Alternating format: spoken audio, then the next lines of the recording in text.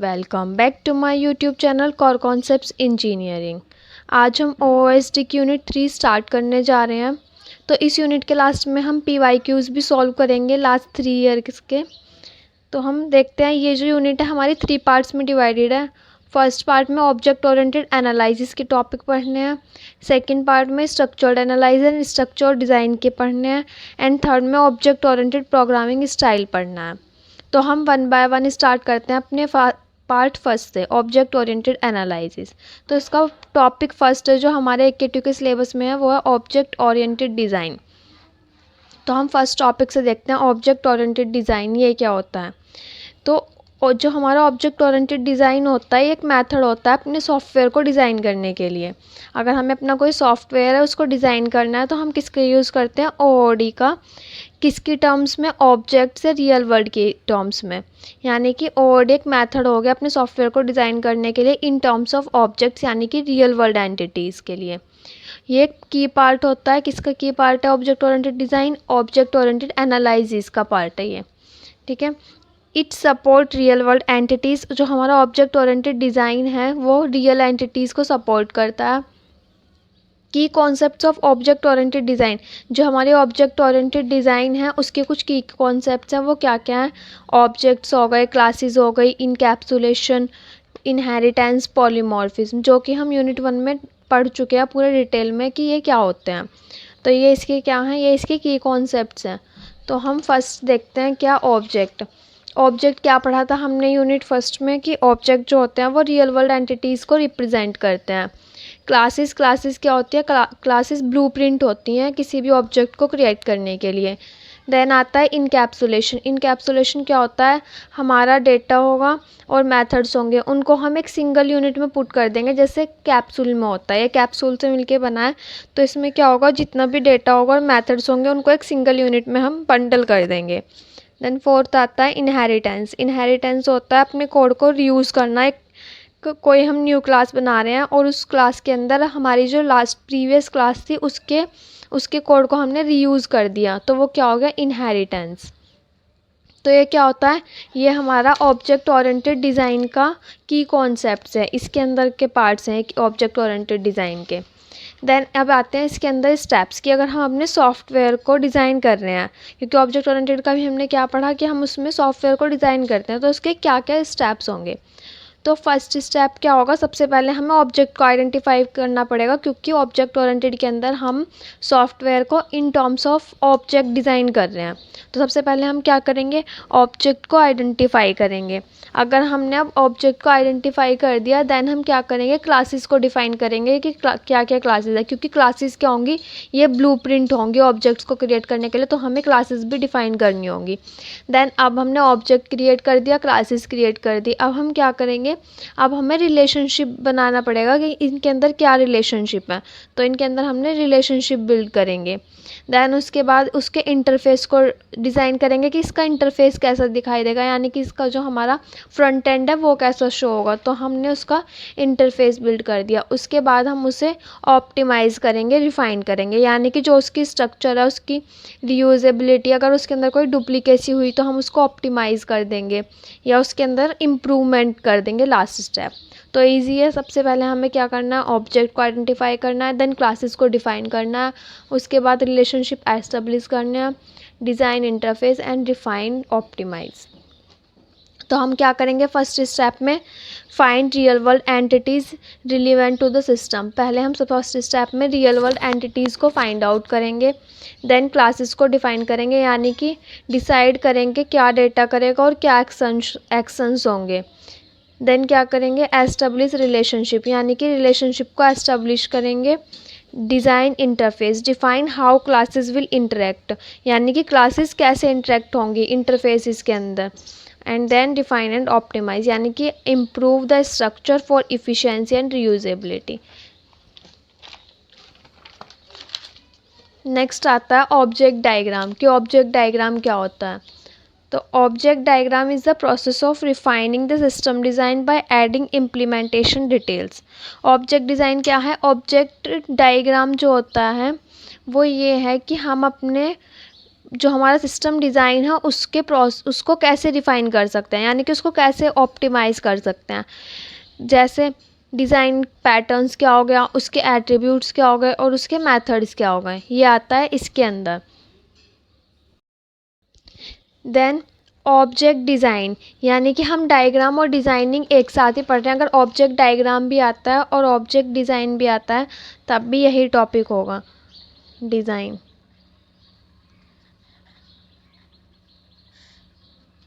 ठीक है, तो यहाँ पे क्या कर रहे थे, ऑब्जेक्ट डिज़ाइन के अंदर हम अपने जो भी सिस्टम डिज़ाइन है उसको क्या कर रहे हैं, उसको रिफ़ाइन कर रहे हैं, यानी कि इम्प्रूव कर रहे हैं। अपना हर एक ऑब्जेक्ट है उसको हम डिज़ाइन, उसकी इम्प्लीमेंटेशन, कि उसका पैटर्न क्या होगा, उसके अंदर मेथड्स क्या आएंगे, वो सब प्रोसेस कर रहे हैं। Object design is the stage where the detailed structure of each object is defined after object oriented analysis. अब देखो, अब क्या हुआ, हमने ऑब्जेक्ट ओरिएंटेड डिज़ाइन कर दिया, हमने एनालिसिस कर दी।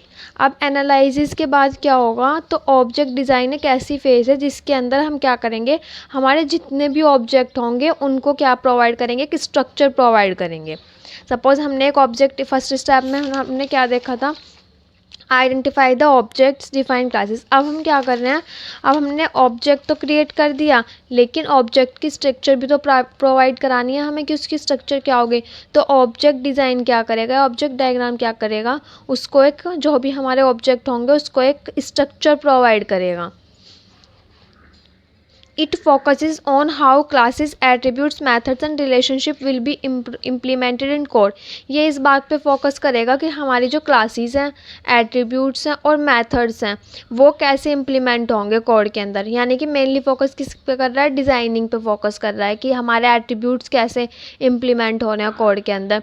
तो object design includes the following phases, ये कुछ फेजेस होती हैं इसके अंदर। सबसे फर्स्ट फेज़ होती है ऑब्जेक्ट आइडेंटिफिकेशन। सबसे पहले हम क्या करते हैं, ऑब्जेक्ट को आइडेंटिफाई करते हैं, देन ऑब्जेक्ट को रिप्रेजेंट करते हैं।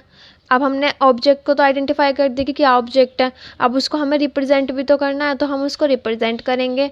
देन उसका हमें पता चल गया हमें ऐसे रिप्रेजेंट करनी है, अभी वो वाला पार्ट हो गया। तो अब हम उसको एल्गोरिथम डिज़ाइन करेंगे कि इसकी एल्गोरिथम कैसे वर्क करेगी। देन उसमें रिलेशनशिप डिज़ाइन करेंगे एंड देन लास्ट में इम्प्लीमेंटेशन कर देंगे। तो ये होते हैं ऑब्जेक्ट डिज़ाइनिंग के क्या स्टेप्स या फिर फेजेस बोल सकते हैं आप। तो क्या क्या हो गई फेजेस, सबसे पहले वही हमें ऑब्जेक्ट को आइडेंटिफाई करना है, देन उसको रिप्रेजेंट करना है। अब हमें क्या करना है, हमने रिप्रेजेंट कर दिया, अब हमें उसकी क्या डिज़ाइन करनी है, algorithm, and then relationship design करना है और लास्ट में जाकर उसको इम्प्लीमेंट कर देना है। तो ये होता है ऑब्जेक्ट डिज़ाइन। अभी हमने पढ़ा कि ऑब्जेक्ट ओरिएंटेड डिज़ाइन था, टॉपिक था, एक ऑब्जेक्ट डिज़ाइन टॉपिक था, दोनों में डिफरेंस क्या है। अभी हमने पढ़ा ना, यहाँ पे ये रहा ऑब्जेक्ट ओरिएंटेड डिज़ाइन पढ़ा, देन उसके नेक्स्ट ही हमने ऑब्जेक्ट डिज़ाइन पढ़ा। तो दोनों में डिफरेंस क्या हुआ, देखो अभी जब हमने ओओडी पढ़ा था, ऑब्जेक्ट ओरिएंटेड डिज़ाइन पढ़ा था, तो सबसे पहले हम डिफाइन ऑब्जेक्ट को क्रिएट कर रहे थे या फिर आइडेंटिफाई कर रहे थे। यानी कि क्या ये अर्ली स्टेज में ही होगा, सबसे फर्स्ट स्टेज पे हमने ऑब्जेक्ट को आइडेंटिफाई करा। लेकिन जैसे ही ऑब्जेक्ट डिज़ाइन आया तो हम क्या करेंगे, यहाँ पे उस जो वो हमने क्रिएट किया है ऑब्जेक्ट, उसके स्ट्रक्चर प्रोवाइड करेंगे। यानी कि ये क्या होगा, ये इम्प्लीमेंटेशन के बाद होगा, ये डिज़ाइनिंग फेज़ में ही होगा। ठीक है, तो ये पहले होगा ओओडी और ओडी सबसे बाद में होगा, लेटर होगा। जो हमारा ओओडी होता है इसके अंदर क्लास डायग्राम और रिलेशनशिप होते हैं, लेकिन ऑब्जेक्ट डायग्राम के अंदर इंटरेक्शन डायग्राम होते हैं, इसके अंदर क्लास डायग्राम और रिलेशनशिप होते हैं। It model the system structure, ये मॉडल है किसका, सिस्टम स्ट्रक्चर का। लेकिन ये क्या करता है, ये prepare actual design for implementation, ये इम्प्लीमेंटेशन के लिए एक्चुअल डिज़ाइन को प्रिपेयर करता है। क्योंकि ऑब्जेक्ट डिज़ाइन क्या था, ऑब्जेक्ट डिज़ाइन स्ट्रक्चर प्रोवाइड करा रहा था ऑब्जेक्ट को, तो ये क्या होगा, ये एक एक्चुअल डिज़ाइन प्रोवाइड करा रहा है। देन आता है फोकस, इसका मतलब क्या होगा, ये conceptual identifies classes objects and relationship. ये कॉन्सेप्चुअल होता है, जो ये फोकस करता है कॉन्सेप्चुअल टॉपिक पे फोकस करता है, और ये आइडेंटिफाई करता है क्लासेस को, ऑब्जेक्ट्स को और रिलेशनशिप को। जबकि एक डिटेल्ड वर्जन होता है जो कि क्लासेस को, एट्रीब्यूट्स को और मेथड्स एंड एल्गोरिथम्स को फोकस करता है। यानी कि मेन फोकस इसका एल्गोरिथम्स और मेथड्स पे होता है, जबकि इसका क्लासेस और ऑब्जेक्ट्स पे होता है। तो ये होते हैं इसके की डिफरेंस। मेन हमने पढ़ ही लिया था कि ये क्या होता है, देन आता है, ये भी हमारा एक टॉपिक है कि कंबाइनिंग 3 मॉडल्स, कि हमें 3 मॉडल्स होते हैं। सबसे पहले हमें पढ़ना है कौन से 3 मॉडल्स होते हैं, फिर उसका मतलब है कि उन 3 मॉडल्स को कंबाइन करके हम क्या कर सकते हैं। तो जो हमारा कंबाइनिंग 3 मॉडल है ये क्या होता है, ये मतलब हमने तीनों मॉडल को एक साथ इंटीग्रेट कर दिया, यानी कि कंबाइन कर दिया। लेकिन वो 3 मॉडल कौन कौन से हैं, वो 3 मॉडल हैं object model, dynamic model and functional model. तो हमारा फर्स्ट मॉडल होता है object model, dynamic model and functional model. Object model क्या होता है, ये एक स्टैटिक स्ट्रक्चर होता है। ठीक है, ये क्या होता है, ऑब्जेक्ट मॉडल एक स्टैटिक स्ट्रक्चर होता है सिस्टम का, यानी कि स्टैटिक रहेगा, डायनामिक नहीं कर सकते। ये क्या होगा, सिर्फ एक स्टैटिक स्ट्रक्चर होगा। ये किस पे फोकस करता है, ऑब्जेक्ट्स पे, क्लासेस पे और रिलेशनशिप पे फोकस करता है। ऑब्जेक्ट मॉडल ये बताता है कि जो हमारा सिस्टम है वो क्या कंटेन कर सकता है, what the system contains. 3 point हो गए। क्या, फर्स्ट स्टैटिक स्ट्रक्चर होता है, ये फोकस करता है क्लासेस पे, ऑब्जेक्ट्स पे और रिलेशनशिप पे। एंड थर्ड होता है कि ये बताता है या ये शो करता है कि हमारा सिस्टम क्या कंटेन करता है। नेक्स्ट डायनामिक मॉडल, कि डायनामिक मॉडल क्या होता है। तो dynamic model it describes the behaviour of objects over time. ये क्या करता है, ये बिहेवियर, वो क्या कर रहा था, वो एक स्टैटिक था, ये क्या है, ये बिहेवियर होता है किसी भी ऑब्जेक्ट्स का, उसको डिस्क्राइब करता है ये। It shows how the system behaves, ये बताता है कि हमारा सिस्टम कैसे बिहेव करेगा। Represented using state diagrams and sequence diagram, इसको हम स्टेट डायग्राम और सीक्वेंस डायग्राम के थ्रू रिप्रेजेंट कर सकते हैं। जबकि हम इसको कैसे रिप्रेजेंट कर रहे थे, क्लासेस और ऑब्जेक्ट्स से। जैसे हम एग्जांपल समझते हैं डायनामिक मॉडल का। सपोज करो when a book is borrowed, हमने एक बुक बोरोड करी, it's state change from available, तो उसकी स्टेट चेंज होगी ना, पहले वो अवेलेबल थी, अवेलेबल से अब वो इशू हो गई होगी और इशू से अब वो रिटर्न के लिए भी अपडेट हो गई होगी। तो ये क्या हो गया, एक डायनामिक मॉडल हो गया, जहाँ पे जो हमारा बिहेवियर बता रहा है ऑब्जेक्ट्स का ओवर टाइम, मतलब टाइम टू टाइम की क्या बिहेवियर हो सकता है। देन आता है फंक्शनल मॉडल, की फंक्शनल मॉडल क्या होता है, it describes the data flow and functions in the system. ये क्या बताता है, डेटा फ्लो बता रहा है, फंक्शन। फर्स्ट पार्ट बता रहा था कि हमें, कि हमारा जो सिस्टम है वो क्या कंटेन कर रहा है। सेकंड पार्ट बता रहा था कि हमारा सिस्टम कैसे बिहेव कर रहा है। Then function model third part बता रहा है कि हमारा सिस्टम क्या क्या फंक्शंस हैं। तो तीनों पार्ट क्लियर हो गए। It focuses on what operations are performed and how the data moves, ये फोकस करता है कि क्या क्या ऑपरेशंस हम अप्लाई कर सकते हैं और जो हमारा डेटा है वो कैसे मूव हो सकता है। Shows what the system does, ये बताता है कि हमारा जो सिस्टम है वो क्या कर सकता है। Represented using data flow diagram, इसको हम डेटा फ्लो डायग्राम के थ्रू रिप्रेजेंट कर सकते हैं। कि हम इसको कैसे रिप्रेजेंट कर रहे थे, स्टेट डायग्राम और सीक्वेंस डायग्राम के थ्रू। तो इसको कैसे रिप्रेजेंट कर सकते हैं, डेटा फ्लो डायग्राम के थ्रू। ठीक है, तीनों डायग्राम ये कंप्लीट हो गए हमारे मॉडल। अब हम देखते हैं हमें क्या पढ़ना है इनको कंबाइन करके, कि कंबाइनिंग 3 मॉडल्स क्या होता है। तो अभी हमने सेपरेट पढ़े कि क्या क्या होते हैं ये, अब हम पढ़ रहे हैं कि कैसे कंबाइन करते हैं और क्या ये वर्क करते हैं कंबाइन होने के बाद। When we combine these 3 models we get a complete picture of the system।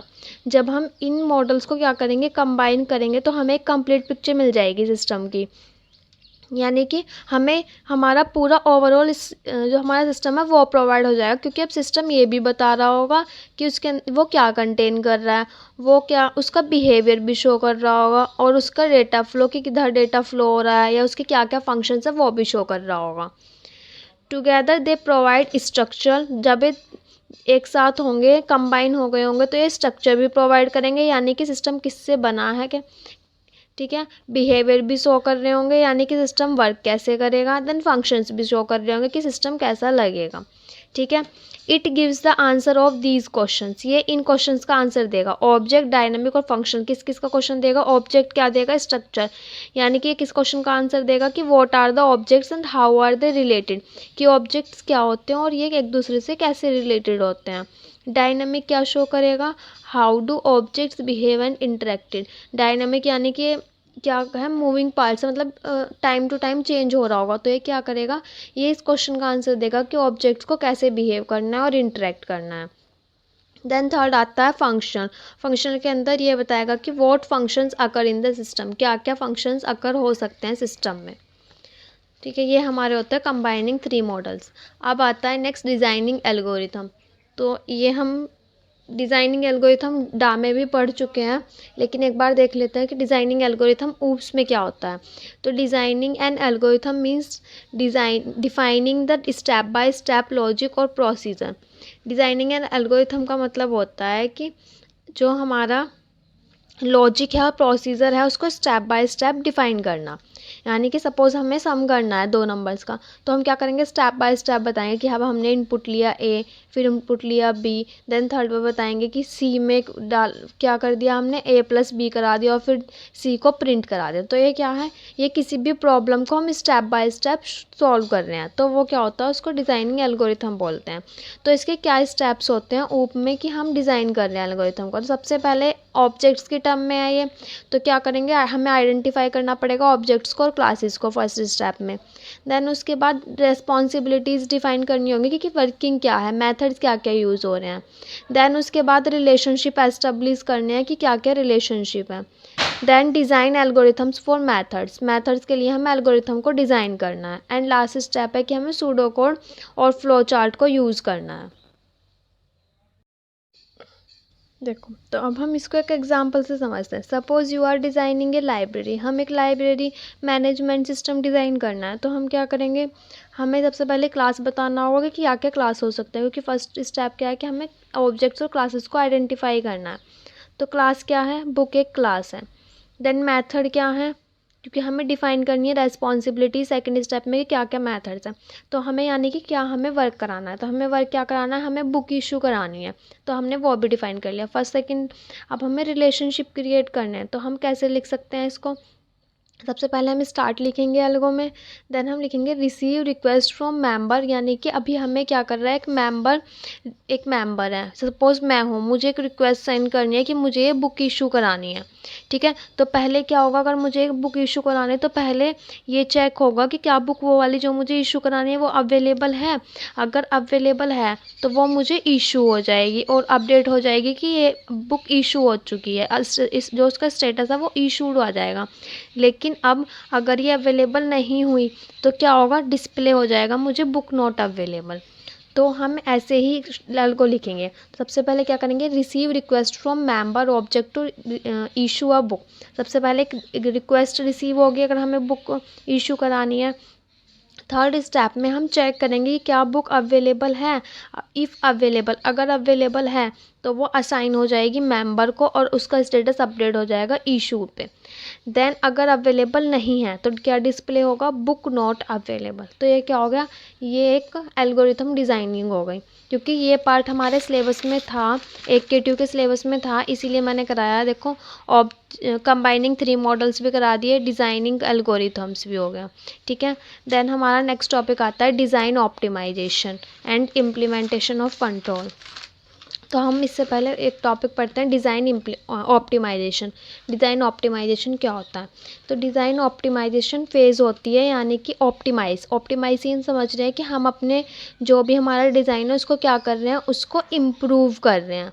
तो ये क्या होता है ऑप्टिमाइजेशन, यानी कि ये एक ऐसा प्रोसेस है जिसमें हम अपने ऑब्जेक्ट ओरिएंटेड डिज़ाइन को क्या करते हैं, इम्प्रूव करते हैं ताकि वो मोर इफ़िशिएंट हो सके और हम उसको यूज़ कर सकें। Before a design is implemented, it should be optimized so make the implementation more efficient. हमें इम्प्लीमेंट कराने से पहले अपने कोड को क्या कराना है, ऑप्टिमाइज़ कराना। ठीक है, तो हम पहले क्या कराएंगे, ऑप्टिमाइज़ कराएंगे सो मेक द इम्प्लीमेंटेशन, ताकि जो इम्प्लीमेंटेशन है वो मोर इफ़िशिएंटली यूज़ कर सकें हम। It ensure that the system performs well and uses minimum resources. ये इंश्योर कराएगा कि जो हमारा सिस्टम है वो परफॉर्मेंस जो है उसकी वो अच्छी रहे और मिनिमम रिसोर्सेज उसको यूज़ हो। क्योंकि क्या कर रहे हैं हम, ऑप्टिमाइज़ कर रहे हैं, तो अगर एक्स्ट्रा रिसोर्सेज होंगे तो हम उनको भी रिमूव करेंगे। हमें मिनिमम रिसोर्सेज करनी है और अपने कोड को क्या करना है, ऑप्टिमाइज़ करना है। इसका पर्पज़ क्या होता है, the purpose of design algorithms are, first होता है रिड्यूस डिज़ाइन कॉम्प्लेक्सिटी। ऑप्टिमाइज़ कर रहे हैं तो यानी कि उसके अंदर अगर कोई भी कॉम्प्लेक्सिटी नहीं होगी, अगर होगी तो वो उसको क्या कर देगा, रिड्यूस कर देगा। देन इम्प्रूव करेगा उसकी परफॉर्मेंस को and increase reusability of classes, और जो उसकी रीयूजेबिलिटी है क्लासेस को उसको इंक्रीज़ कर देगा। सपोज़ हमारा कोड है और ये कोड इधर भी लिखा है सेम ऐसे ही और सेम ऐसे ही यहाँ, तो ये क्या करेगा, इस कोड को सेम एज इट इज़ लिख देगा ताकि हमारा कोड क्या हो जाए, ऑप्टिमाइज़ हो जाए। तो ये क्या करेगा, उसकी जो रीयूजेबिलिटी है उनको इंक्रीज़ कर सकता है। अगर कहीं कोड रीयूज़ करना है तो ये कर सकता है ऑप्टिमाइजेशन के अंदर। देन स्टेप्स होते हैं इसके, क्या क्या स्टेप्स हैं। फर्स्ट स्टेप होता है review and analyse the design. सबसे पहले अगर हमें कोड को ऑप्टिमाइज़ करना है या अपने ऑब्जेक्ट ओरिएंटेड को डिज़ाइन को क्या करना है, ऑप्टिमाइज़ करना है, तो हम क्या करेंगे, सबसे हम पहले हम डिज़ाइन को देखेंगे, क्योंकि बिना डिज़ाइन को रिव्यू करे हुए हम ये नहीं बता सकते कि इसमें क्या कोड हमें रिमूव करना है या क्या ऑब्जेक्ट हमें रिमूव करना है। तो सबसे पहले हमें क्या करना होगा, रिव्यू करना होगा, डिज़ाइन को एनालाइज करना होगा। देन सेकंड स्टेप में हम क्या करेंगे, रिमूव रिडंडेंट क्लासेस और मेथड्स। उसके बाद जो भी रिडंडेंट रिपीट होने वाले क्लासेस हैं या मेथड्स हैं उनको क्या कर देंगे, रिमूव कर देंगे अगर कोई रिपीट हो रहा है। Then combine classes if needed. अगर उन्हें जो हमने रिमूव करा है उनको रिमूव करने के बाद हमें क्लासेस को कंबाइन करने की नीड है तो हम उनको क्या करेंगे, कंबाइन कर देंगे।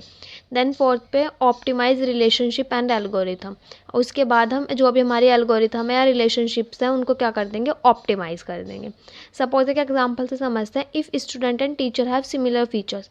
हमारा एक स्टूडेंट क्लास है और एक टीचर क्लास है, दोनों में सिमिलर फीचर्स हैं, तो हम एक बेस क्लास बना देंगे मेंबर, और उसके अंदर and inherit both from it to reduce redundancy. और उसके अंदर कोड डाल के हम इन दोनों को क्या करा देंगे, कंबाइन करा देंगे, यानी कि इनहेरिट करा देंगे मेंबर क्लास से, ताकि जो हमारा कोड है या फिर रिडंडेंसी है वो रिड्यूस हो जाए। ठीक है, क्या टीचर और जो हमारा स्टूडेंट है दोनों क्लास में सेम फीचर्स है, तो हम एक एक्स्ट्रा क्लास बनाएंगे बेस क्लास, जिसे हम बोलेंगे मेंबर, और मेंबर जो हमारी टीचर और स्टूडेंट है उसको इनहेरिट करा लेंगे मेंबर में, तो ये हमारे कोड को क्या कर देगा, रिड्यूस कर देगा।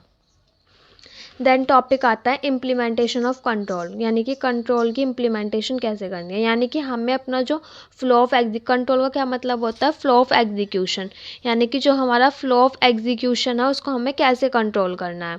ठीक है, तो implementation of control means managing how the flow of execution occurs, कि जो हमारा एग्जीक्यूशन फ्लो ऑफ एग्जीक्यूशन है वो कैसे अकर हो रहा है उसको मैनेज करना है, किसके अंदर, इम्प्लीमेंटेशन ऑफ कंट्रोल के अंदर।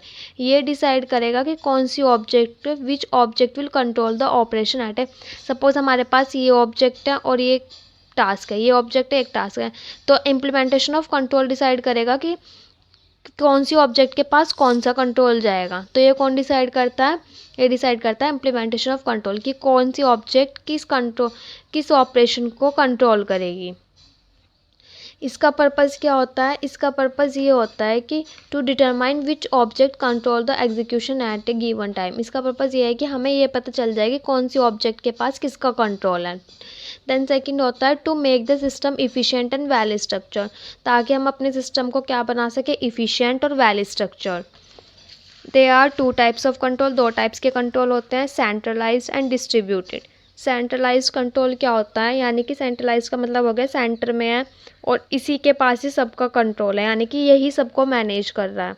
तो सेंट्रलाइज्ड क्या हो गया, ये एक कंट्रोलर है, इसी के ही पास सारे जो भी ऑपरेशंस है ये सारे ऑपरेशंस को कंट्रोल कर रहा है, तो ये क्या होता है, सेंट्रलाइज्ड कंट्रोलर। यानी वन मेन ऑब्जेक्ट, एक मेन ऑब्जेक्ट है, यानी कि एक कंट्रोलर है, वो मैनेज कर रहा है जितने भी ऑपरेशंस हैं उनको, तो ये होता है सेंट्रलाइज्ड कंट्रोलर। देन सेकंड आता है डिस्ट्रीब्यूटेड कंट्रोलर। डिस्ट्रीब्यूटेड कंट्रोलर क्या होता है, each object control it's on behaviour and interact directly with others. Suppose ये एक ऑब्जेक्ट है, ये अपने बिहेवियर को कंट्रोल खुद करेगी और इंटरेक्ट करेगी अदर दूसरे से। देन ये ऑब्जेक्ट है, ये अपना कंट्रोल करेगी, ये अपना, तो सब अपना अपना कंट्रोल करते हैं बिहेवियर को और इंटरेक्ट करते हैं एक दूसरे से, किसके अंदर, डिस्ट्रीब्यूटेड के अंदर। तो टू टाइप्स के कंट्रोल पढ़ लिए। अब आता है ऑब्जेक्ट रिप्रेजेंटेशन, की ऑब्जेक्ट रिप्रेजेंटेशन कि हम अपने ऑब्जेक्ट को कैसे रिप्रेजेंट करते हैं। तो object representation means showing how an object and its data are stored and organised inside the system, यानी कि जो हमारा डेटा है वो कैसे स्टोर्ड है, सिस्टम के अंदर। It defines the structure of an object, ये स्ट्रक्चर डिफाइन करती है किसी भी ऑब्जेक्ट का। Each object represents a real world entity, और जितनी भी ऑब्जेक्ट्स होती हैं वो एक रियल वर्ल्ड एंटिटी को शो करती हैं। तो हम देखते हैं कैसे शो करते हैं। सपोज ये स्टेट है, तो स्टेट जो होती है ऑब्जेक्ट की वो कैसे रिप्रेजेंटेड होती है, एट्रीब्यूट से। देन बिहेवियर कैसे रिप्रेजेंट होता है, मेथड्स और ऑपरेशन से।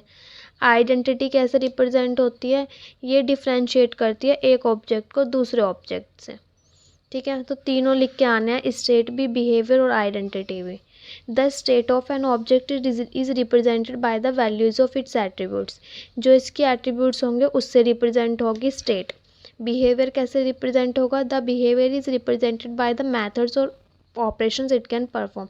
बिहेवियर कैसे रिप्रेजेंट होगा, उसके जो भी मेथड्स और ऑपरेशंस वो परफॉर्म कर सकता है उसके थ्रू। देन आता है आइडेंटिटी। आइडेंटिटी का मतलब होता है differentiate one object from another, एक ऑब्जेक्ट को दूसरे ऑब्जेक्ट से क्या करना, डिफ्रेंशिएट करना। अगर हमारे पास सिमिलर डेटा भी है तब भी, अगर हमारे पास सेम डेटा है आइडेंटिटी, तो ये तब डिफ्रेंशिएट कर सकती है तब भी कि कौन सा किस कैसे अलग है किससे। तो ये क्या होता है, ये होता है आइडेंटिटी डिफ्रेंशिएशन। तो ये डिफ्रेंशिएट करती है, ऐसे हम ऑब्जेक्ट को रिप्रेजेंट कर सकते हैं। देन आता है फिजिकल पैकेजिंग, कि फिजिकल पैकेजिंग क्या होता है। Physical packaging means organising and grouping the classes. Suppose करो पैकेजिंग, पहले हम देखते हैं पैकेजिंग। पैकेजिंग का मतलब होता है अपने डेटा को ग्रुप करना, यानी कि पैकेज करके रखना, एक जगह रखना। तो वो क्या होता है, पैकेजिंग, यानी कि ग्रुपिंग ऑफ डेटा, वो होता है पैकेजिंग। तो फिजिकल से क्या मतलब है, अब हमें वो जो डेटा को ग्रुप करना है वो फिजिकली करना है, तो ये होता है फिजिकल पैकेजिंग, यानी कि अपने डेटा को ऑर्गेनाइज करना और ग्रुप करना। या तो हम क्लासेस को ग्रुप कर सकते हैं, इंटरफेसेस को ग्रुप कर सकते हैं, या कंपोनेंट्स को कर सकते हैं इनटू अ फिजिकल यूनिट्स, एक फिजिकल यूनिट्स में। ये होता है packaging, physical package grouping the components. ठीक है, देन आता है it deals with how the software components are stored and distributed in files, folders और मॉड्यूल्स। ये ऐसे डील करता है कि जो सॉफ्टवेयर कंपोनेंट्स है वो कैसे डिस्ट्रीब्यूटेड है या कैसे स्टोर्ड है एक फाइल्स में, फोल्डर्स में और मॉड्यूल्स में। ठीक है, it converts the logical design into a real world physical structure. हमारा कोई लॉजिकल डिज़ाइन है उसको ये किस में कन्वर्ट कर देगा, फिजिकल स्ट्रक्चर में कन्वर्ट कर देगा। Overall physical packaging ensures the software system is well organised, scalable and easy to implement. Overall जो हमारा फिजिकल पैकेजिंग होता है ये एंश्योर कराता है कि जो हमारा सॉफ्टवेयर सिस्टम है वो वेल ऑर्गेनाइज्ड हो, स्केलेबल हो और इजी टू इम्प्लीमेंट हो। तो होता है फिजिकल पैकेजिंग। अब आता है structured analysis and structured design. Most important question है structured analyze and structure design, SCSD। इसका मतलब ये होता है कि ये क्या है, ये एक सिस्टम डेवलपमेंट मेथोडोलॉजी है, यानी कि अगर हमें अपने सिस्टम को डेवलप करना है तो उसके लिए हम इसको यूज़ करते हैं ताकि हम अपने डेटा को एनालाइज कर सकें, डिज़ाइन कर सकें और इम्प्लीमेंट कर सकें। ठीक है, तो वन बाय वन पढ़ते हैं कि स्ट्रक्चर्ड एनालिसिस क्या होता है और स्ट्रक्चर डिज़ाइनिंग क्या होता है, फिर दोनों का डिफरेंस देखेंगे क्योंकि डिफरेंस भी आ चुका है question.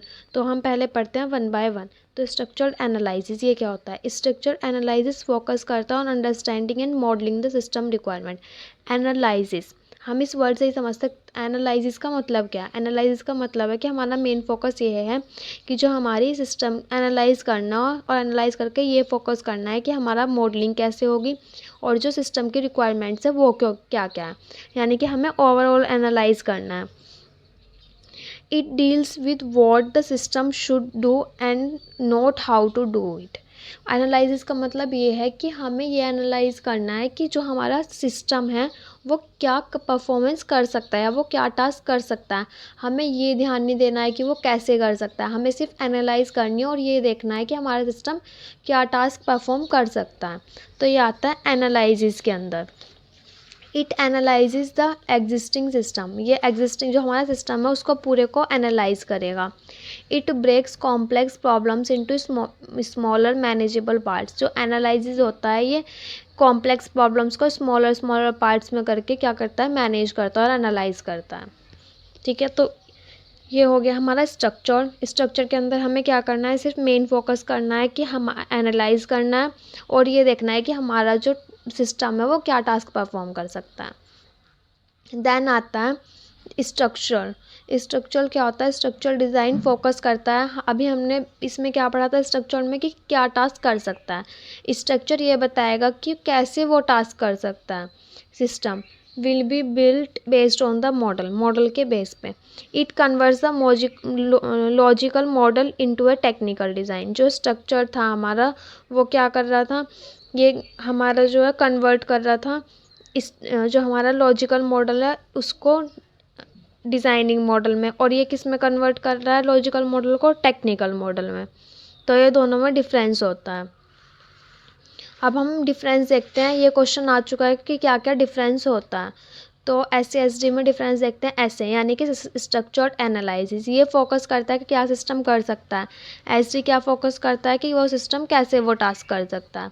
Produce the logical model of the system, ये लॉजिकल मॉडल बनाता है ऐसे, और ये फिजिकल डिज़ाइन करता है SD।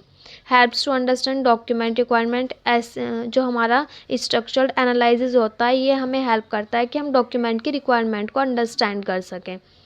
जबकि ये क्या करता है, ये कोडिंग पार्ट पे जो फोकस करता है मेन, और इम्प्लीमेंटेशन पार्ट पे, और ये रिक्वायरमेंट पे फोकस करता है। ये स्ट्रक्चर डिज़ाइन से पहले होता है, क्योंकि सबसे पहले क्या होगा, एनालिसिस होगा, उसके बाद स्ट्रक्चर डिज़ाइन होगा। तो performed after the structure analysis, SD किसके बाद होता है? स्ट्रक्चर एनालिसिस के बाद होता है, और ऐसे स्ट्रक्चर डिज़ाइन से पहले होता है। Ensures the system is well understood before design begins, ये क्या कराता है, ये इंश्योर कराएगा कि अगर हमें डिज़ाइन कर रहे हैं तो डिज़ाइन करने से पहले क्या होती है? एनालिसिस। अगर हम एनालिसिस कर रहे हैं तो डिज़ाइनिंग होने से पहले हमें पूरा टास्क जो है अंडरस्टूड हो जाए ईजीली, यानी कि हम ये पता कर सकें कि क्या क्या सिस्टम के टास्क परफॉर्म कर सकता है, ये आता है इसके अंदर। देन ये इंश्योर कराता है कि जो सिस्टम है वो इफ़िशिएंट हो, मेंटेनेबल हो और टेस्टेबल हो। ये होता है इनका डिफरेंस SASD के अंदर। देन सेकंड इम्पोर्टेंट टॉपिक आता है ये जैक्सन स्ट्रक्चर डेवलपमेंट, JSD, ये भी आ चुका है, तो हम इसको देखते हैं। जैक्सन स्ट्रक्चर डेवलपमेंट ये क्या होता है? ये एक सिंपल स्टेप बाय स्टेप वे होता है अपने जो हमें डिज़ाइन करना है उसके लिए। जैक्सन डेवलपमेंट यानी कि स्ट्रक्चर डेवलपमेंट, यानी हमें उस स्ट्रक्चर को डेवलप करना है। तो ये क्या होता है? उसको डिज़ाइन करना है। ये किसके थ्रू क्रिएट हुआ था? It was created by Michael A Jackson. ये किसने क्रिएट करा था? माइकल ए जैक्सन ने क्रिएट करा था। The main idea is to study the real world first. इसका मेन आइडिया ये है कि सबसे पहले हमें क्या करना है, रियल वर्ल्ड को सबसे पहले स्टडी करना है, यानी कि हाउ थिंग्स एक्चुअली हैपन, यानी कि जो चीज़ें हैं वो एक्चुअली में हो रही हैं वो पढ़नी है। किससे पहले? Before creating the software, software बनाने से पहले हमें रियल वर्ल्ड को सबसे पहले स्टडी करनी है। हमें पहले देखना है कि हमारे रियल वर्ल्ड में हो क्या रहा है, उसके बाद हमें क्या करना है, उसके बाद हमें सॉफ्टवेयर को क्रिएट करना है। The development happens in 3 steps. Development 3 steps या 3 फेजेस में हो सकता है। इसके फेजेस क्या क्या है? मॉडलिंग फेज, स्पेसिफिकेशन फेज और इम्प्लीमेंटेशन फेज। तो मेनली हमारा JSD क्या था? JSD माइकल ए जैक्सन ने क्रिएट करा था, और उसका मेन आइडिया ये था कि हमें डिज़ाइन करना है अपना कंप्यूटर सिस्टम, लेकिन डिज़ाइन करने से पहले हमें रियल वर्ल्ड को पहले देखना है कि जो चीज़ें हैं वो एक्चुअली में हो कैसे रही हैं अपने किसी भी सॉफ्टवेयर को क्रिएट करने से पहले। तो हम फर्स्ट फेज़ पढ़ते हैं मॉडलिंग फ़ेज़ की। मॉडलिंग फ़ेज़ क्या होती है? This is the first phase और फर्स्ट स्टेप ऑफ डेवलपमेंट। ये फर्स्ट फेज़ होती है मॉडलिंग फ़ेज़। मॉडलिंग फ़ेज़ का मेन गोल ये होता है कि रियल वर्ल्ड को क्या कर सकें, रियल वर्ल्ड सिस्टम को पहले अंडरस्टूड कर सके, सिस्टम को बिल्ड करने से पहले, यानी कि उसको मॉडल कर सके। In this phase we identify the main things. हम इस फेज़ के अंदर सिर्फ मेन थिंग्स को क्या करते हैं? स्टडी करते हैं और आइडेंटिफाई करते हैं। We also figure out what actions each entity performs and in what order. Modelling phase का मेन आइडिया ये था कि ये बता सके कि कौन कौन से एक्शन ये एंटिटीज़ हैं। ये मान के चलो एंटिटीज़ है 1 2 3 4, ये एंटिटीज़ हैं। ये एंटिटीज़ ये बता सकें कि फर्स्ट एंटिटी क्या टास्क परफॉर्म करेगी या क्या एक्शन परफॉर्म करेगी, सेकंड एंटिटी क्या, थर्ड क्या एंड फोर्थ क्या। तो ये बताते हैं कि मॉडलिंग फेज़ की कौन सी एंटिटी क्या टास्क परफॉर्म करेगी। तो ये क्या होता है, मॉडलिंग फेज़, यानी कि पूरा ओवरव्यू लेना शॉर्ट में कि मेन थिंग्स का आइडिया लेना कि मॉडलिंग क्या है। देन सेकंड आता है specification phase. Specification phase second phase होती है डेवलपमेंट की। इस फेज़ के अंदर हम फोकस करते हैं कि हमें करना क्या है, what is to be done. ठीक है, the previous phase provides the basic for this phase. इस वाली फेज ने, मॉडलिंग फेज ने बेसिक आइडिया दिया था, मेन आइडिया दिया था कि मेन थिंग्स पे फोकस करा था। लेकिन स्पेसिफिकेशन फेज क्या करेगी, इस फेज को एक्चुअली में बिल्डअप करेगी, ये देखेगी कि अब करना क्या है। मेजर गोल इसका ये होता है कि हमें प्रोग्रेस को मैप करते जाना है, यानी कि हमें देखते जाना है कि हमारी जो, सपोज़ हमने ये टास्क बिल्ड करा, फर्स्ट हम नेक्स्ट फेज़ पे गए, देन टास्क बिल्ड करा, तो हम मैप करते जाएंगे कि हमारी प्रोग्रेस कितनी हुई है। तो ये मैप करती जाएगी कि उसकी प्रोग्रेस कितनी हुई है। इट स्पेसिफाइज द वर्किंग, ये स्पेसिफाई करती है उसकी वर्किंग को, यानी कि मेन वर्किंग किसके अंदर होती है, स्पेसिफिकेशन के। मॉडलिंग के अंदर सिर्फ हम क्या कर रहे थे, मेन थिंग्स को आइडेंटिफाई कर रहे थे, लेकिन स्पेसिफिकेशन के अंदर हम उसके अंदर वर्क कर रहे हैं और ये मैप कर रही है प्रोग्रेस को कि कितना वर्क हो चुका है। देन थर्ड आती है इम्प्लीमेंटेशन फेज़। तो इम्प्लीमेंटेशन फेज़ क्या होती है, ये फाइनल स्टेप होता है, फाइनल फेज़ होती है, where we convert the design into actual code. जो हमारा कोड होता है वो एक्चुअल कोड किसके अंदर होता है, इम्प्लीमेंटेशन के अंदर होता है, यानी कि इसके अंदर हम इम्प्लीमेंट कर रहे हैं। The entities and their actions are turned into modules और प्रोग्राम्स। जो एंटिटीज़ और उनके एक्शंस होते हैं उनको हम मॉड्यूल्स और प्रोग्राम्स में जो है वो कन्वर्ट कर देते हैं। Each modules handles a specific function. Suppose हमने मॉड्यूल्स में कन्वर्ट कर दिया, एक मॉड्यूल सेकंड, तो हर मॉड्यूल एक स्पेसिफिक फंक्शन को हैंडल करता है, यानी कि एक मॉड्यूल के अंदर एक फंक्शन होगा जो कि क्या कर रहा होगा, ओवरऑल प्रोग्राम को हैंडल कर रहा होगा। तो अब इसके स्टेप्स होते हैं JSD के।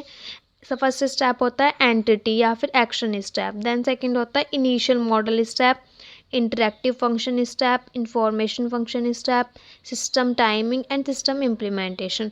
तो क्या होता है, जो हमारे एंटिटी और इनिशियल स्टेप है वो दोनों सबसे फर्स्ट वाली फेज़ के अंदर आते हैं, मॉडल फेज़ के अंदर, दोनों मॉडल फेज़ के अंदर आते हैं। देन आता है इंटरेक्टिव, इंफॉर्मेशन और सिस्टम टाइमिंग। ये दोनों किसके अंदर आते हैं, तीनों सेकंड फेज़ के अंदर आते हैं, स्पेसिफिकेशन फेज़ के अंदर। एंड देन जो लास्ट वाला होता है सिस्टम इम्प्लीमेंटेशन स्टेप, ये हमारी थर्ड फेज़ के अंदर आता है, इम्प्लीमेंटेशन फेज़ के अंदर। यानी कि स्टार्टिंग की 2 फेज़ क्या कर रही हैं, सिर्फ एनालाइज कर रही हैं और डेटा को मॉडल कर रही हैं, जबकि थर्ड, फोर्थ और फिफ्थ के अंदर पूरा वर्किंग हो रहा है कि ये वर्किंग कर रहे हैं, मैप कर रहे हैं अपनी प्रोग्रेस को, कितना टास्क कंप्लीट हो चुका है। एंड लास्ट जो स्टेप होता है उसके अंदर इम्प्लीमेंटेशन होती है, मेन जो इम्प्लीमेंटेशन है वो, यानी कि हमारा जो कोडिंग पार्ट है वो किसके अंदर आता है, इम्प्लीमेंटेशन स्टेप के अंदर। देन इसका पार्ट है mapping object oriented concept using non object oriented, यानी कि हमें ऑब्जेक्ट ओरिएंटेड कॉन्सेप्ट को नॉन ऑब्जेक्ट ओरिएंटेड से मैप करना है। ठीक है, तो हमें पता है ऑब्जेक्ट ओरिएंटेड के क्या क्या कॉन्सेप्ट होते हैं, क्लासेस होती हैं, ऑब्जेक्ट्स होते हैं, पॉलीमॉर्फिज्म, ये सब क्या होते हैं, ये उसके कॉन्सेप्ट होते हैं ऑब्जेक्ट ओरिएंटेड के। In non object oriented language जैसे सी हो गई, जो नॉन ऑब्जेक्टेड ओरिएंटेड लैंग्वेज होती हैं उनके अंदर कोई डायरेक्ट फीचर्स नहीं होते कि हम क्लासेस का यूज़ करें, ऑब्जेक्ट्स का, इनहेरिटेंस का, यानी कि उनके अंदर फीचर्स ही नहीं होते नॉन ऑब्जेक्ट के अंदर ये सब, जबकि ऑब्जेक्ट ओरिएंटेड के अंदर फीचर्स होते हैं। तो हमें वही क्वेश्चन आता है कि ऑब्जेक्ट ओरिएंटेड कॉन्सेप्ट को नॉन ऑब्जेक्ट ओरिएंटेड से मैप करना है कि हम कैसे यूज़ कर सकते हैं। हाउएवर वी कैन सिम्युलेट और मैप दीज ऑब्जेक्ट्स ओरिएंटेड, लेकिन हम कर सकते हैं इनको मैप यूजिंग अवेलेबल फीचर्स। हम कौन कौन से फीचर्स का यूज़ कर सकते हैं, स्ट्रक्चर का, फंक्शन का और पॉइंटर्स का। ये किसके फीचर्स हैं, ये फीचर्स हैं नॉन ऑब्जेक्ट ओरिएंटेड के, और ऑब्जेक्ट ओरिएंटेड के क्या फीचर्स है, क्लासेस, ऑब्जेक्ट्स और इनहेरिटेंस। ठीक है, तो देखो ये क्या है, ये ऑब्जेक्ट ओरिएंटेड है, हम इसको मैप किससे कर रहे हैं, स्ट्रक्चर से, यानी कि नॉन ऑब्जेक्ट ओरिएंटेड से। तो ये क्वेश्चन यही है, तो हमने क्या करा, क्लासेस क्या है, एक ऑब्जेक्ट ओरिएंटेड लैंग्वेज है, स्ट्रक्चर क्या है, एक नॉन ऑब्जेक्ट ओरिएंटेड कॉन्सेप्ट है। तो हमें ऑब्जेक्ट ओरिएंटेड कॉन्सेप्ट को नॉन ऑब्जेक्ट ओरिएंटेड से क्या करना है, इस मैप करना है। तो क्लासेस किससे मैप हुआ, स्ट्रक्चर से। In OOP a class group data and functions. OOP के अंदर हमने क्या पढ़ा था, एक क्लास जो है वो ग्रुप करती है किसको, डेटा और फंक्शंस को, डेटा और फंक्शंस को क्या करती है, ग्रुप करती है क्लास। जबकि नॉन ऑब्जेक्ट ओरिएंटेड के अंदर क्या होता है, we can use a structure, हम स्ट्रक्चर का यूज़ करते हैं, यानी कि इसके अंदर कीवर्ड क्या यूज़ होता है, struct, to represent the data part of a class. Data part को रिप्रेजेंट करने के लिए हम स्ट्रक्ट कीवर्ड का यूज़ करते हैं। जैसे हम एग्जांपल से देखते हैं, अगर हमें क्लास बनानी होती तो हम क्या यूज़ करते हैं, क्लास यूज़ करते, क्लास और फिर क्लास का नाम लिखते स्टूडेंट एंड देन इसके अंदर वैल्यूज़ देते हैं। लेकिन अगर हमें क्लास की जगह क्या यूज़ करा है, अब हमने स्ट्रक्चर यानी कि स्ट्रक्ट, तो क्लास की जगह क्या यूज़ करेंगे, struct student int roll number char name. तो अगर हमें क्लास देनी होती तो हम कैसे करते हैं, क्लास स्टूडेंट, ये क्लास स्टूडेंट हो जाती है और जो भी पार्ट आता है वो इसके अंदर, तो ये क्लास हो जाती है। जबकि हमें इसके अंदर क्या यूज़ करना है, स्ट्रक्ट, क्योंकि हमने मैप कराया क्लास को किससे, स्ट्रक्चर से। देन सेकंड आता है ऑब्जेक्ट। ऑब्जेक्ट को किसी हम मैप करते हैं स्ट्रक्चर वेरिएबल से, जो उसके वेरिएबल्स होते हैं उनसे। ठीक है। इन ऊप an object is an instance of a class. Object क्या थी, ऊप के अंदर एक इंस्टेंस थी किसका, क्लास का। In C we can create an instance of a structure to represent an object. हम सी के अंदर यानी कि नॉन ऑब्जेक्ट के अंदर हम स्ट्रक्ट की वेरिएबल्स का यूज़ करते हैं ताकि हम क्या कर सकें, एक इंस्टेंस प्रोवाइड करा सकें। इंस्टेंस इसमें किसका था, क्लास का। इसमें इंस्टेंस किसका होगा, स्ट्रक्चर का। देन थर्ड आता है मेथड्स। मेथड्स को हम किससे करते हैं, फंक्शंस। मेथड्स किसके अंदर होते हैं, ऊप के अंदर होते हैं। फंक्शंस किसके अंदर होते हैं, हमारे नॉन ऊप के अंदर होते हैं। तो इन ऊप methods define the behaviour of object. Methods क्या डिफाइन करते हैं, बिहेवियर डिफाइन करते हैं किसी एक ऑब्जेक्ट का। नॉन ऊप के अंदर हम फंक्शंस यूज़ करते हैं जो कि that take structure variables as parameters, जो कि स्ट्रक्चर वेरिएबल्स को लेते हैं एज ए पैरामीटर। इसको एक एग्जाम्पल से देखते हैं, वॉइड डिस्प्ले। तो इसके अंदर हमें क्या लेना था, मेथड। लेकिन फंक्शंस क्या करेगा, नॉन ऊप ऑब्जेक्ट, ये क्या लेगा, स्ट्रक्चर को लेगा पैरामीटर्स के रूप। जो अंदर होते हैं ये क्या होते हैं, इसके अंदर ब्रैकेट के अंदर वो होते हैं पैरामीटर्स। तो पैरामीटर्स में क्या ले रहा है, स्ट्रक्चर को ले रहा है। तो वॉइड डिस्प्ले और फंक्शन बनाया था हमने क्या, डिस्प्ले, और डिस्प्ले के फंक्शन के अंदर क्या लेगा, ये पैरामीटर्स लेगा अपना स्ट्रक्चर यानी कि स्ट्रक्ट कीवर्ड और स्टूडेंट एस, और प्रिंट एफ करा देगा। अगर हमें उसको रोल नंबर प्रिंट कराना है तो वो, और नेम कराना है तो वो। ठीक है, ये होता है मेथड टू फंक्शन। देन आता है इनकैप्सुलेशन। तो इनकैप्सुलेशन क्या होता है, इनकैप्सुलेशन ओप का कॉन्सेप्ट है और इससे क्या बनता है, नॉन ओप के कॉन्सेप्ट यानी कि स्ट्रक्चर प्लस फंक्शन। तो स्ट्रक्चर भी हमने पढ़ा और फंक्शंस भी, उन दोनों को कंबाइन कर देते हैं तो क्या बन जाता है, encapsulation. Encapsulation means binding data and code together. अभी हमने पढ़ा इनकैप्सुलेशन का मतलब ये होता है हमने पूरे डेटा को और कोड को क्या कर दिया, एक साथ बंडल कर दिया, बाइंड कर दिया। Through non op language don't support it directly, जबकि नॉन ऊप लैंग्वेज इसको डायरेक्टली नहीं सपोर्ट करती है कि हमें क्या करना है, बाइंडिंग करनी है डेटा की। We can manually control access, हम इसको मैनुअली कंट्रोल करते हैं। हम किस सेपरेट फंक्शंस का यूज़ करते हैं, रीड और राइट करने के लिए डेटा को। किसका यूज़ करते हैं, फंक्शंस का। Functions plus structure. फंक्शंस का किस लिए यूज़ करते हैं, ताकि हम अपने स्ट्रक्चर डेटा को रीड कर सकें या राइट कर सकें। हम इसकी समरी में देखते हैं, अगर हमें ऊप के कॉन्सेप्ट को नॉन ऊप के कॉन्सेप्ट से मैप करना है तो क्या करेंगे, क्लास को स्ट्रक्चर से करेंगे, ऑब्जेक्ट को स्ट्रक्चर वेरिएबल से, मेथड को फंक्शन से, इनकैप्सुलेशन को स्ट्रक्चर प्लस फंक्शन से, पॉलीमॉर्फिज्म को फंक्शन पॉइंटर से, एंड एब्स्ट्रैक्शन को हेडर फाइल्स और फंक्शंस से। तो ये होता है। अब हमें पढ़ना है पासिंग आर्ग्यूमेंट्स टू मैथड्स। हम मैथड्स के अंदर आर्ग्यूमेंट्स को कैसे पास कर सकते हैं। पासिंग आर्ग्यूमेंट्स टू मैथड यानी कि ऊप्स के अंदर जब हम एक मेथड को कॉल करते हैं तो हमें डेटा को पास कराने की ज़रूरत होती है ताकि हम कोई ऑपरेशन को परफॉर्म कर सकें। सपोज़ मैं लिखूं एग्जांपल में वॉइड और ऐड लिखूं, ऐड के अंदर मैं 5 और 8 डाल दूं, कोई इंट 5 इंट 6। ठीक है, तो अब क्या होगा, हमें क्या ज़रूरत पड़ रही है, आर्ग्यूमेंट को पास कराने की ज़रूरत पड़ रही है क्योंकि हमें क्या कराना है, 5 और 6 को ऐड कराना है। तो मुझे क्या ज़रूरत पड़ रही है, आर्ग्यूमेंट की। तो ऐसे ही किसके अंदर ज़रूरत होती है, ऊप के अंदर ज़रूरत होती है। तो इसी प्रोसेस को हम क्या कहते हैं, passing arguments two methods. Method है ये और मेथड के अंदर हम क्या पास करा रहे हैं, आर्ग्यूमेंट्स। तो ये ऊप के अंदर कितने तरह से हो सकता है, मेनली 2 टाइप्स से हो सकता है, पास बाय वैल्यू और पास बाय रेफरेंस। ठीक है, तो पहले एग्जांपल देखते हैं पासिंग आर्ग्यूमेंट का। सपोज करो वॉइड है ये, ठीक है। अब ये क्या होगा, सेट डेटा, ये एक मेथड का नेम हो गया, और इंटार और स्ट्रिंग है। आर क्या हो गया, अभी हमने देखा 5 क्या था, एक आर्ग्यूमेंट था, 6 भी क्या था, एक आर्ग्यूमेंट था। तो ऐसे ही आर एक आर्ग्यूमेंट है और एन भी एक आर्ग्यूमेंट है। और ये क्या है, एक मेथड है जो कि क्या कह रहा है, हमें आर्ग्यूमेंट पास कराना है किसके अंदर, मेथड के अंदर। तो टॉपिक है ये, ठीक है। तो ये मेनली 2 टाइप से करा सकते हैं हम। कौन कौन से, पास बाय वैल्यू और पास बाय रेफरेंस। वैल्यू यानी कि डायरेक्ट वैल्यू करा दी हमने पास, लेकिन रेफरेंस का मतलब क्या होता है, हमें उसका एड्रेस पास कराना है, रेफरेंस। एक copy of the variable is pass, pass by value के अंदर हम एक कॉपी पास कराते हैं। Suppose void show int X, X pass करा दिया डायरेक्ट वैल्यू, तो ये क्या हो गया, पास बाय वैल्यू। लेकिन पास बाय रेफरेंस क्या होगा, the actual variable it's memory address is pass, हम एक्चुअल वेरिएबल यानी कि उसके मेमोरी एड्रेस को ही पास करते हैं। जैसे वॉइड शो इंट, और हम इस साइन को लगाते हैं ताकि हम क्या कर सकें, एंड उसका यूज़ कर सकें एड्रेस का। तो ये क्या करा रहा है, एड्रेस ऑफ एक्स, तो ये क्या पास करा दिया हमने, रेफरेंस, यानी कि एक्स का रेफरेंस हो गया क्या, उसका एड्रेस। तो हम हमारे ये 2 टाइप्स से आर्ग्यूमेंट्स को पास कराने के लिए।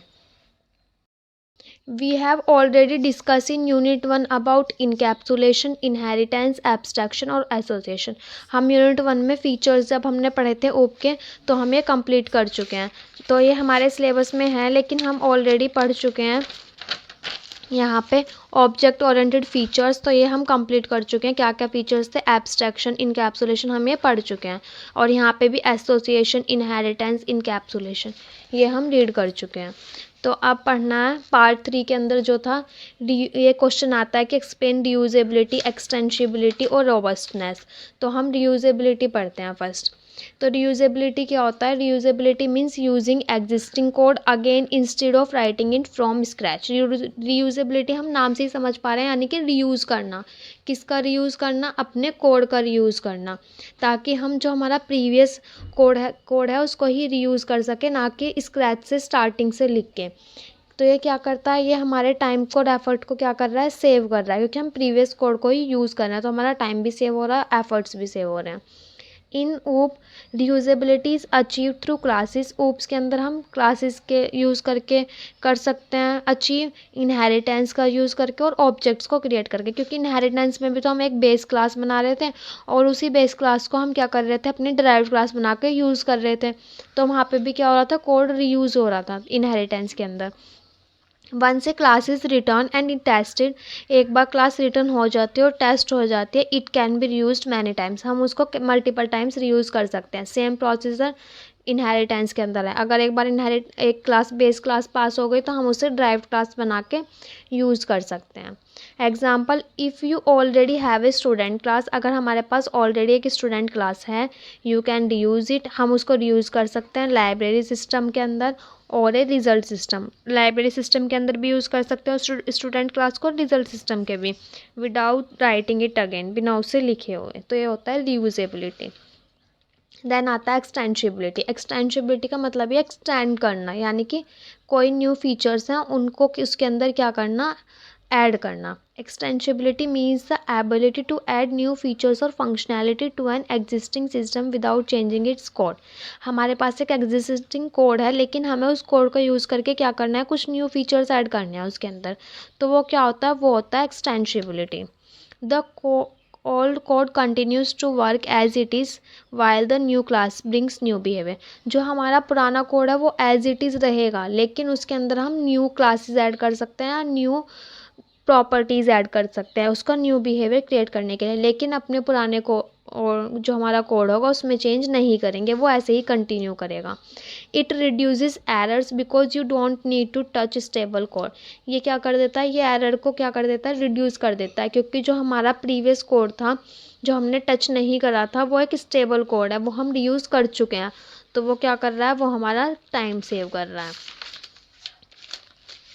In simple words it means adding new features without changing existing code. Simple words में हम ऐसा बोल सकते हैं कि ये क्या कर रहा है, न्यू फीचर्स को ऐड कर रहा है बिना पुराने को चेंज किए हुए, जो हमारा एग्जिस्टिंग कोड है उसको चेंज किए हुए बिना। You can think it like upgrading an existing product. हम इसको ऐसे भी समझ सकते हैं कि हमें अपना प्रोडक्ट जो है उसको क्या कराना है, अपग्रेड कराना है। तो ये क्या होता है, एग्जिस्टेंसिबिलिटी। अब आता है रोबस्टनेस। तो रॉबस्टनेस का क्या मतलब होता है, means the program can handle errors और अनएक्सपेक्टेड इनपुट सेफली। इसका मतलब ये है रॉबस्टनेस का कि ये जो प्रोग्राम है ये एरर्स को इजीली हैंडल कर ले और जो हमारा इनपुट है अनएक्सपेक्टेड इनपुट उसको भी क्या कर ले, सेफली एग्जिस्ट कर ले। एक एग्जांपल से समझते रॉबस्टनेस। इफ़ ए यूज़र एंटर से रॉन्ग पासवर्ड, सपोज करो हमें क्या करना है, अपनी मेल पे लॉगिन करना है, तो हमने क्या करा, एक रॉन्ग पासवर्ड डाला, ठीक है।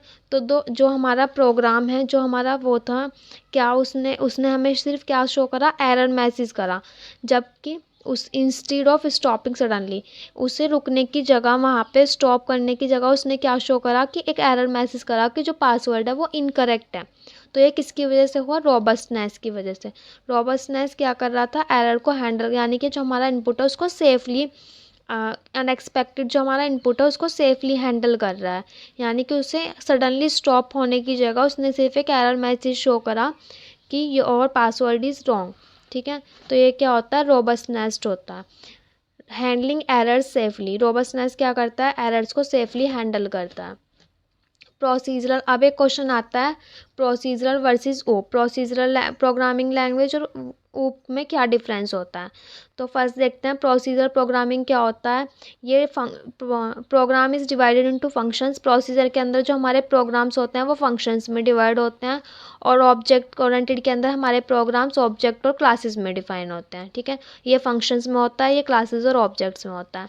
इट फोकस ऑन फंक्शंस, ये फंक्शंस पे फोकस करता है और प्रोसीजर पे फंक्शन फोकस करता है, जबकि ये डेटा और ऑब्जेक्ट्स पे फोकस करता है, क्योंकि ये कौन सी है, ऑब्जेक्ट ओरिएंटेड। इसका जो एग्जांपल होता है वो होता है सी और पास्कल। ऑब्जेक्ट ओरिएंटेड का एग्जांपल है सी प्लस प्लस और जावा। प्रोसीजर लेस सिक्योर होते हैं क्योंकि इसमें डेटा जो है वो एक्सपोज्ड हो जाता है। ऑब्जेक्ट ओरिएंटेड मोर सिक्योर होती है क्योंकि इसके अंदर जो डेटा है वो हाइड और एब्स्ट्रैक्ट कर सकते हैं, क्योंकि इसका हमने कॉन्सेप्ट पढ़ा था हाइडिंग डेटा और एब्स्ट्रैक्शन, तो वो क्या करता है, डेटा को हाइड कर लेता है, इसीलिए ये ज़्यादा सिक्योर होती है। तो यहाँ पे हमारे PYQs हैं जो 24-25 में, दो स्टार्टिंग के और लास्ट के 23-24 में आए हुए हैं। तो ये हमारा क्या है, compare and contrast SASD and object oriented analysis and design. SASD का डिफरेंस बताना है, यानी कि ऑब्जेक्ट ओरिएंटेड एनालिसिस और डिज़ाइनिंग में भी, दोनों के डिफरेंस मैंने करा दिए हैं इसी यूनिट में। Write a C++ program to demonstrate the concept of combining 3 models in the design of smart home system. Smart home system का C++ प्रोग्राम लिखना है कंबाइनिंग 3 मॉडल्स का यूज़ करके।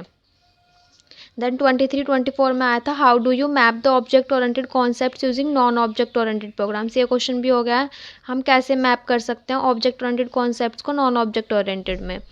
देन फोर्थ आया था describe the structured analysis and structured design approach with an example, ये भी हो चुका है।